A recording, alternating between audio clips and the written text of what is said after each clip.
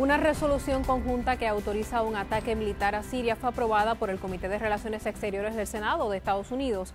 El ataque, que describen como limitado, pues será un plazo de 60 días que se da como respuesta, según dijeron, al alegado uso de armas químicas por parte del gobierno sirio contra ciudadanos para analizar a fondo la historia y las causas del conflicto bélico en Siria, así como las implicaciones para Puerto Rico de esta intervención militar de Estados Unidos a ese país. Conversamos a fondo con el doctor Gazir Sued, quien es profesor y experto en política internacional.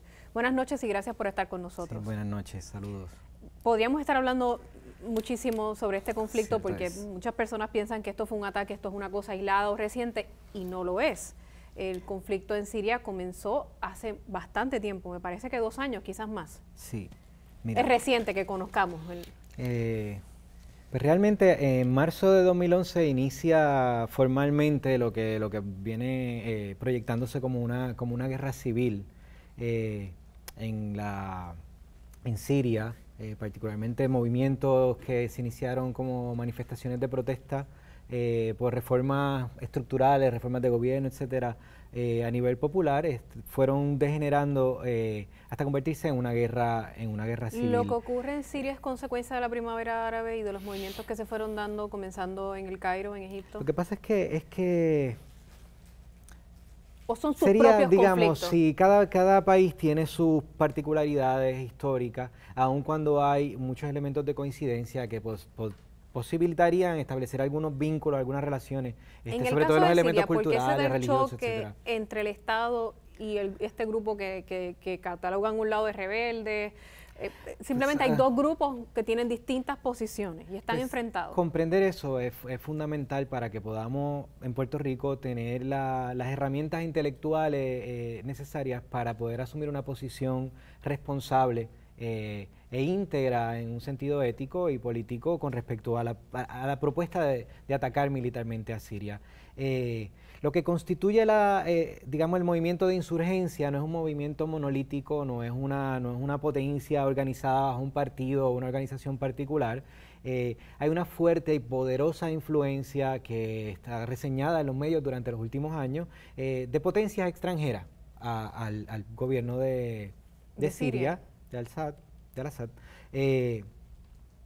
incluyendo intereses como los de Israel, intereses de Estados Unidos y los aliados, etcétera, que interesan derrocar el gobierno de Siria.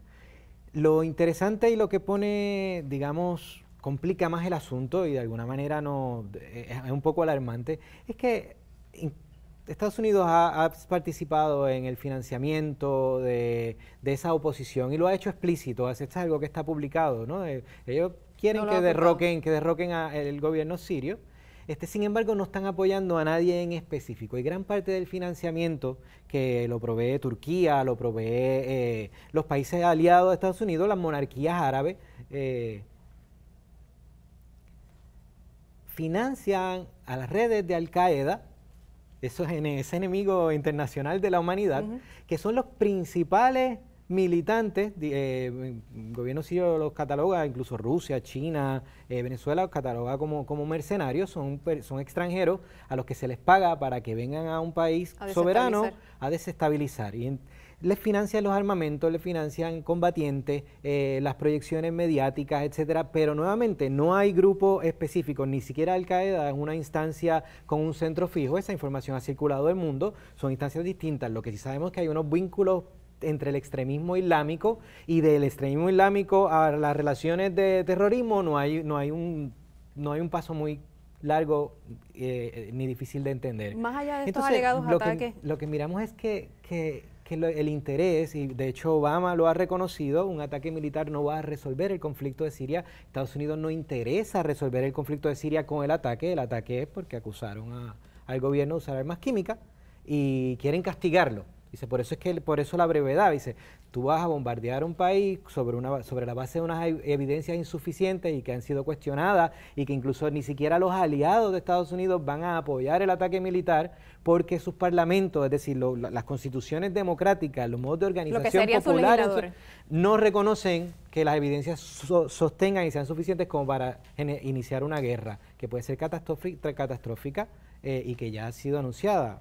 ¿Entiende que el mundo debe esperar por las Naciones Unidas y las investigaciones que allí se realicen antes de tomar cualquier tipo de acción? Eso es sentido común.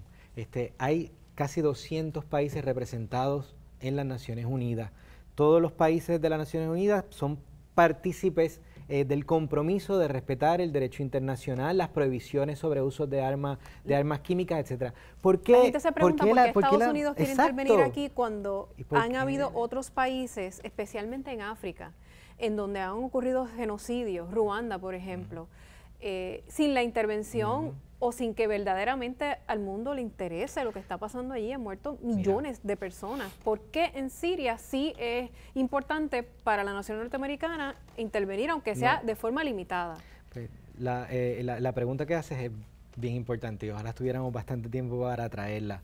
Interesante porque el gobierno sirio denunció en las Naciones Unidas hace más de un año que el movimiento insurgente, los rebeldes, como le llaman, estaban haciendo uso de armas químicas y emplazó a la comunidad internacional a través de los medios de comunicación global y las Naciones Unidas a que intervinieran y no mantuvieran una impunidad con estos grupos de mercenarios que estaban utilizando armas químicas. Eso se ignoró completamente y da la impresión de que lo que hay es ahora un gobierno que no sabemos qué interés puede tener un gobierno de controlar el ejército, que tiene más o menos un control bastante efectivo sobre las insurgencias todavía. ¿Qué interés puede tener en tirar gases químicos sobre una población en la propia capital de su país?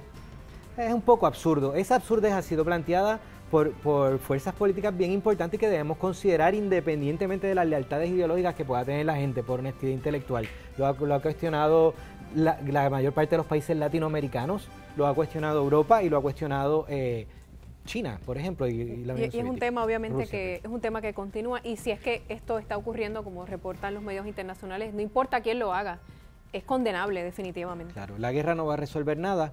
Y eso lo sabemos. Irak lo tenemos muy de cerca, esa experiencia. La guerra se hizo sobre la base de evidencias falsas, fue una mentira, pero los muertos siguen muertos. Claro que sí. Gracias por haber estado con nosotros.